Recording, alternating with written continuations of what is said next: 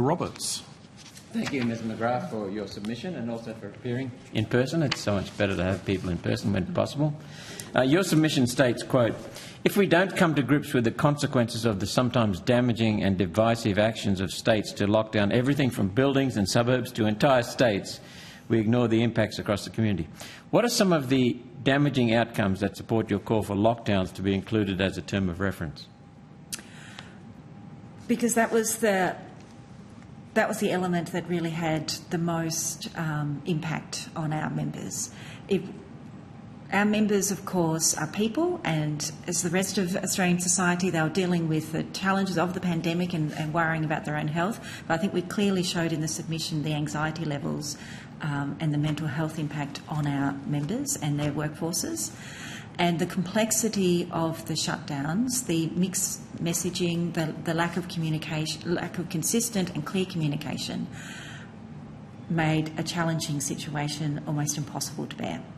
So, thank you. So basically what you're saying is there are enormous economic impacts that possibly could have been avoided. I think they could have been, many of them. Those economic impacts led to anxiety and increased mental health problems, as well as economic impacts on employers. And also you mentioned contradictions. That's something that's been said repeatedly across the whole community, individuals, businesses, that each state had a different science. They did. And that's why I referenced the bushfire response. If we think about the language we use around bushfires, prepare, prepare to leave, even just how we classify the sort of from mild to catastrophic, the nature of a bushfire. We have none of that nomenclature when it came to COVID and pandemic. So it meant that whoever was in front of the camera often used terms loosely, such as, essential workers, authorised workers.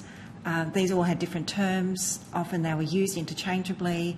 It created great confusion amongst our members who were trying to manage a very stressed workforce. And I will mention, we have here the Australian Health Management Plan for Pandemic Influenza, which was developed in August 2019. It's a thick document, so it was comprehensively done. And yet it was tossed out the window. It wasn't even referred to, and I think that led to some of the contradictions. Would you like to comment on that? Well, I'm not aware of that document. Okay. I'm sorry, Senator. So let's move on to another question. The High Court's decision on the West Australian border closures, the Section 92 judgment, was instrumental in perpetuating border closures and certainly relied on health advice. The closures were justified by the health dangers of COVID. Are you familiar with that decision? Not particularly, but I'm aware of the impact of the state border closures. Well, basically what it says is that border closures are within states' constitutional powers, providing the state's response is proportionate to the threat, and the High Court decided, based on medical authorities' advice, that COVID was a serious threat, yet the health authorities at the time knew it was not. In fact, they gave me, in writing, evidence that showed, or their conclusion that showed, COVID was of low to moderate severity. And then if you think about the vulnerable, that are a very, very small subset, and you remove that, COVID was less severe than many past flus. So those health dangers have now been proven to be overstated, as I said, which really shows that the High Court made an interpretation of Section 92 that was, in hindsight, not only not supported by the facts, was contrary to the facts. The High Court was misled. I note your submission goes to the Section 92 judgment. It doesn't offer a better way of doing closures. Can you expound on your thoughts around state border closures, please? Well, as stated in my opening statement, they really should be of last resort. The disruption to state borders, not just in border communities but to national businesses, was extraordinary. The communication often was very localised. So let's say Victoria would talk about what was happening in Victoria, not understanding that there perhaps were companies in Queensland who had trucks that needed to come to Victoria. Therefore, the message was never conveyed directly to them. This was the role that AI Group played in COVID, was trying to gather all these instructions and directives and translate them into easily accessible language and make sure that all our members had access to them regardless of where they were located. Do you consider that the responses to COVID were excessively politically motivated? Because maybe that was intentional, maybe it was in ignorance, but some states ran focus groups to determine what the people thought was necessary, and yet we aren't health authorities. So it seemed to be driven by political purposes or political ends in some states, and that might have contributed to the contradictions. I'm not in the position to comment on that. I think there are many reasons for the contradictions. One is that the people making the directives were stressed in their own right and perhaps were not cognitively prepared for that sort of style of communication. And as I said, everyone was making very many decisions on the run. Your submission notes that JobKeeper benefits were paid to companies that didn't need the money. Some of the companies didn't need the money. They made excessive profits during COVID and then refused to pay the money back.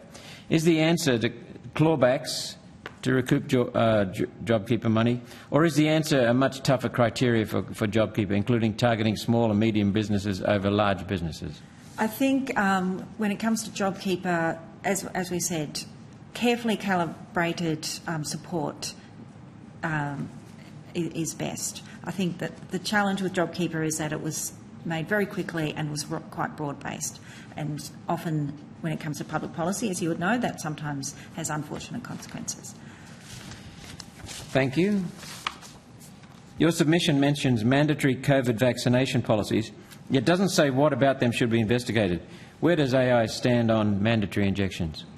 We don't have a position on mandatory injections. What our position is to support members adhering to whatever regulation applies to them.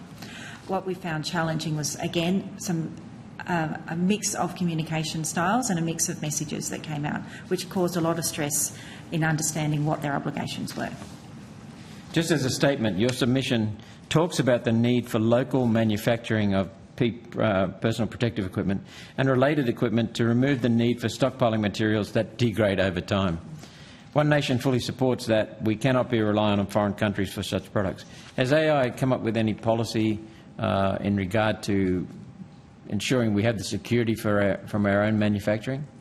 Not particularly. I mean, we work with ICN in each state and work with a number of different local manufacturers in sovereign manufacturing. Okay. One of the responses to COVID in the previous government was to hand out a lot of money. And we were warning at the time this would lead to inflation, and sure enough it has. And so we're still living with the consequences of the COVID response. Would you agree? There are many. There's a long tail to COVID that's affecting a lot of things. A long tail to COVID or to COVID response? COVID response. Yeah, and all sorts of things, such as you say, inflation, which is happening globally, but also work from home policies. You know, all sorts of changes to the way we work and where we interact with employees that are a direct impact to many of the rules that came through COVID. Thank you. You mention in your second page of your submission, the existing Commonwealth Government COVID-19 response inquiry does include in its terms of reference a review of the responsibilities of state and territory governments and national governance mechanisms, such as the National Cabinet. However, it includes the specific exclusion from the scope of the inquiry of, quote, actions taken unilaterally by state and territory governments.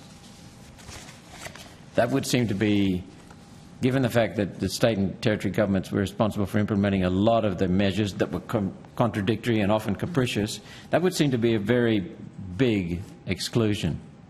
We agree. Okay. Thank you, Chair. Thank you, Thank you.